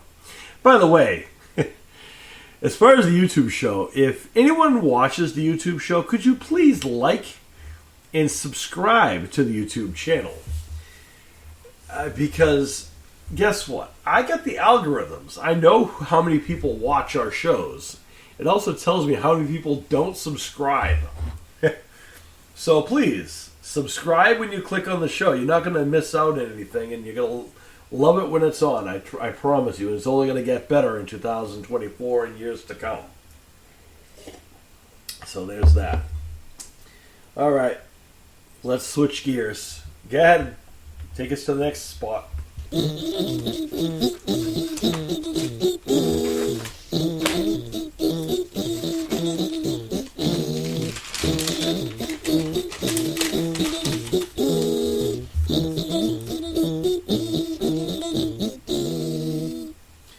All right, everyone. So I got one film review for you guys, and it's, I thought it was appropriate because of the timing and the holiday just passed. The 2023 film Thanksgiving, directed by Eli Roth, also co-written and directed by Eli Roth, also co-written by Jeff Rendell. Thanksgiving, I'm just going to let you know, Thanksgiving, I'm not going to spoil a lot for you, but what I am going to tell you is this. basically, Thanksgiving, which started out as a mock trailer, part of the Grindhouse series, Planet X and all that stuff, kind of like Machete was. This is kind of where the Thanksgiving came from. It was a spoof trailer. People said that would make good a real movie made of this, and this is what this film is. Let me read you what they claim this movie's about. After a Black Friday riot ends in tragedy, a mysterious Thanksgiving-inspired killer terrorizes Plymouth, Mass., the birthplace of the holiday. That's the premise. That's what they're telling us the story is about. It stars Patrick Dempsey as the sheriff, as well as it has Mitch Olson, Eric Newton, rather. No, wait a minute. So it says Ty Olson, Mitch, Gina Garrison, briefly, and Gabriel DeWash. Yeah. Gabriel DeWapa. Okay, anyway. So here, that's the cast. Basically, let me sum it up for you. Patrick Dempsey is the sheriff of this town. That's who you got to pay attention to, I guess, in this. Without having a spoiler. So that's anyone who listens to this podcast listens to how I do a film review. There are 4 categories of things that I look at when I do a film review. First is the plot and the storyline. Then is the casting. Then the setting and the placement. And then finally, the feeling at the end of the movie and the overall. So first and foremost, the plot of the movie is pretty simple in itself. It is a standard gore fest of a horror movie. It looks like it has the feeling of a grindhouse movie with a big budget. And it's also, so that's already there. This is a concept made from a mock trailer. So that should kind of tell you how the rest of the movie is going to be. And again, I'm not going to be giving away anything spoiler-wise in this, but I am going to tell you my thoughts about certain things that I will call upon. So the plot I just described is kind of how I wrote it.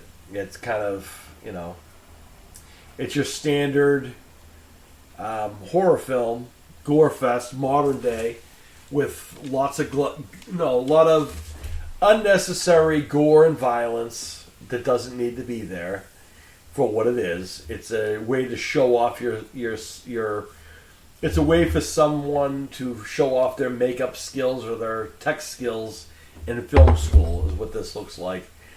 And ultimately, really, this movie seems like a very long PSA on the dangers of commercialism and how dangerous the Black Friday shopping thing is. And also, I feel like, we'll get to that at the end. Let's go into the casting. So, Patrick Dempsey is, let's face it, the only recognizable name in this film. Everyone else is kind of surrounded around him. He's the sheriff of what's allegedly Plymouth, Mass. Here's a couple issues I got with this. As you guys know, I'm from New England. I know where Plymouth, Mass is. I also am familiar with Boston and so forth. As you can tell by my lovely accent, I grew up in South Boston, in a small city about 10 miles out of South Boston, in Boston in general. So I have this lovely dialect you can sometimes hear. Plymouth, Mass., although it is still in Massachusetts, some people who have gravitated there might have somewhat of those accents, but people of Plymouth is basically a money town, first of all, as far as the landscape goes. People in Plymouth tend to be a little bit more well off than other people. They tend to be a little bit more, financially sound, if you would. A lot of the big money houses are out there. It's on the ocean, that's true. It is where the Mayflower 2 is sitting in the Plymouth Rock that may or may not have rarely been involved in the original story and so forth. It is also where the location of the Plymouth plantation is, and so forth, and so on. My issue with the casting is this. The people, I don't know how many of these people are actually from Boston they brought in. Some of them talk like they were Canadian, which is a very different dialect that I'm able to spot. The other ones, the Boston accent or alleged Boston accent was so over the top, it doesn't fit, especially in Plymouth, Mass, considering people in Plymouth, there may be few and far between with that thick Boston accent versus someone who just has, it's not as noticeable in Plymouth is what I'm trying to tell you guys. And there's one woman who has the thickest, fakest Boston accent I've ever heard. And it's so over the top, it's offensive. And then on top of that, just these other people who are casted around here are just there for you. There's no one to meet. You don't really like anyone in this film. There's no one in this film you actually say, well, that's a good person, or this person does deserve that, or whatever else. Right off the get-go, you automatically, there's really no one who is someone you as a fan want to root for, which is a problem. You want characters who people want to support, especially in a horror film where you want, that final girl, so to speak, or the final person, so to speak. You want to care about that person. I don't feel like there's that connection in this. There's none of that feeling towards any of that. It seems rushed. It seemed like something that probably, in all honesty, should have just stayed as a premise versus an actual movie. It would be better as a mock trailer than what they attempted here, because and also, just so you know, for future Hollywood people who want to come in and make movies about towns in Mass, so you know, Plymouth, Mass has a police department like everywhere else in the world and everywhere else in the state and in the country. They have a police department there. The sheriff's department has nothing to do with this little town. There is no such thing as a sheriff that does the things that Patrick Dempsey is doing. They have a Plymouth Police Department that handles such things. It is not the sheriff. That is an old-fashioned, backwoods, old-fashioned thing right there. Which, if this is where the place... this is allegedly supposed to take place in the current day. Well, you can't have it allegedly taking place in the current day if you have a sheriff running as your law, because there's no such thing. The sheriff, for the record, in Massachusetts are the ones who deal with, like, the criminals and, like, the prisoners. They're the ones who basically run the jails, who the sheriffs are here. Sheriffs do things like deliver warrants and things of that nature. Sheriffs do not actively arrest someone in Massachusetts, so you know. So, fail on that. And the portrayal of who you have as law enforcement. That's just not how that works. You can have that in somewhere else, but Plymouth is not... It is a small town, yes. It's not small enough that it requires a sheriff. There's no such thing. There is a police department that is there. There is a Plymouth County Sheriff's Department, but they work in the jailing system, not in the law enforcement capacity, if that makes any sense. Alright, so that's the casting. Horrendous. Next, let's go with the setting and the placement. I just touched on it a little bit. This is allegedly supposed to be in Plymouth, Massachusetts, and this is also supposed to be, I guess, modern time. Right? Because everyone knows how crazy, and everyone has heard of these horror stories, so to speak, no pun intended, of Black Friday shopping, things that happen on Black Friday. People getting shot, people getting into fights. In all honesty, the storyline itself is very believable. And in all honesty, as far as the plot goes, as far as the set the mode, legitimately, Black Friday can be this ridiculous. It can be that crazy, and I think deaths happen almost every year. the place setting of Plymouth is just happens to be in the area because of the folklore of the holiday. The killer, if you would, in this film, I'm not going to spoil or anything, but I know I'm not going to tell you about the killer, because obviously there is a killer in this film. It's a horror film, and I just feel like this has been stuff that we've seen before. There's nothing original about this movie whatsoever. I'm sorry to break it to you, and I know a lot of people like this movie. I know a lot of people in the horror community are thinking it's the greatest and goriest thing. Guess what? I need more in my movies than gore. I need a storyline. I need plot. I need characters who I care about. And these are the things that I look for in any film. Horror, comedy, drama, romance, whatever the case may be. You need to nail all of the arrows in order to sell that movie to me. If you can't hit those marks, then no bother doing any of it.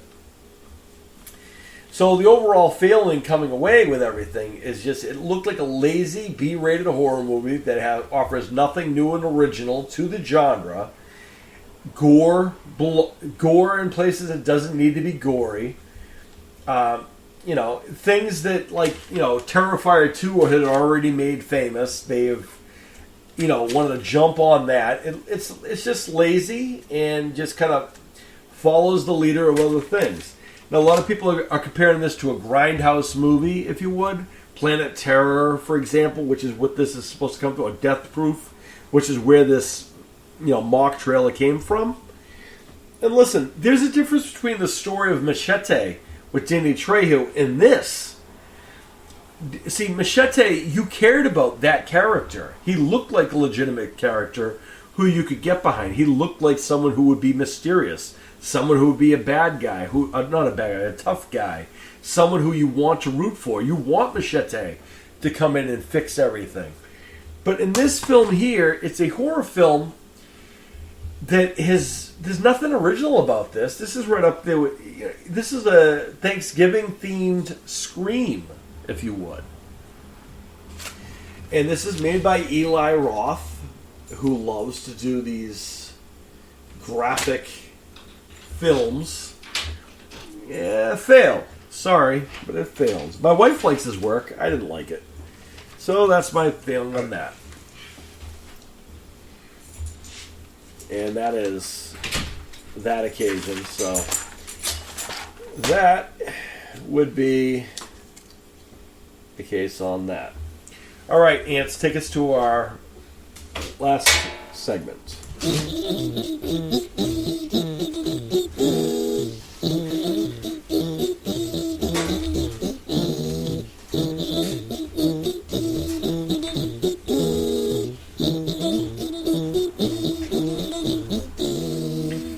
All right, everyone. So this is going to be our final thing here, as I'm just going to let you guys know a little update here. First and foremost, as I said, I'm going to keep you guys all updated as far as who's coming on the show and when. I'm hoping to have more shows this week as my schedule has opened up a little bit. So if you're someone who's waiting to come on this show, this is the week to get a hold of me to come on the show prior to the watch-alongs and everything else. But also, I'm going to be doing a little experiment. As you guys know, I have been writing a short story series since I was 11. And what I think I'm going to do is, with the show and so forth, I think what I'm going to start doing is reading perhaps one of those short stories as something in addition to this show. So we're going to actually bring Friendar, if you would, to here. So in addition to this podcast where I talk about random things, I'm going to actually be reading the short stories of the Friendar series, or telling, I should say, the stories of the Friendar series that I've been writing since I was 11. Of course, as I mentioned before, and after talking with the wife and so forth, see, when you're writing short stories and you're writing and looking at things, you're writing from whatever the perspective is that you're in, right? Now, granted, when I was 11, I was more advanced than the average 11-year-old. By 11, I was already cooking, cleaning, raising 3 kids, I've already experienced death, and I've had all kinds of things already happen by the time I was 11. I was already hitting the gym at 11. I was already, successful in writing already at that point. I was already competing in mixed martial arts at that point. So there was a lot of things I was doing more so than the average 11-year-old. But in general, what I'm going to be doing is, in addition to this podcast right here, we're going to have we're going to have Friendar reboot, if you would, rebooted Friendar, as we're going to be looking at those old stories and telling those again for a newer audience, because I'm sure there are people who have never heard of the Friendar series, as it was limited. The only people who read them were people who I went to school with, the teachers, and people who enjoyed reading the series. It was a short story series that featured around the same kind of group and people. And I'm very happy to say we're going to attempt to share those stories here on this podcast. Well, not on this podcast, but on this channel, just in a different form, and a different name, obviously. And we're looking forward to bringing those to you guys in 2024, as in addition to everything else. My novel, I should say my memoir, is getting there. Still working on it. We're going to hopefully get that finished up before my birthday in March. And then we will publish it, as I do have a publisher down the street from my house who's already agreed to publish it. So we're one step ahead on that end. So, folks, life happens, and we achieve each thing as time goes on. I am currently already being booked for wrestling shows. I'm very happy about that. In 2024, I make my return to pro wrestling, the thing where I began. And we'll see the reemergence of Jazz Fitness, the YouTube sensation himself, and so forth. So, folks, I am the F4L icon, Sean Jazz Stevens, saying, first and foremost, we're going to be closing out this show, but something we've been doing lately as a way to kind of remember those that we've lost along the way, and to kind of celebrate the ending of this show, and to close out this show, and also honor the things that we've talked about, to pay tribute to the people that we talked about who are alive and well, who are doing amazing things, but also to wish adieu to those who are passed on or are part of our everyday lives. So let's play this for you guys and close out the show.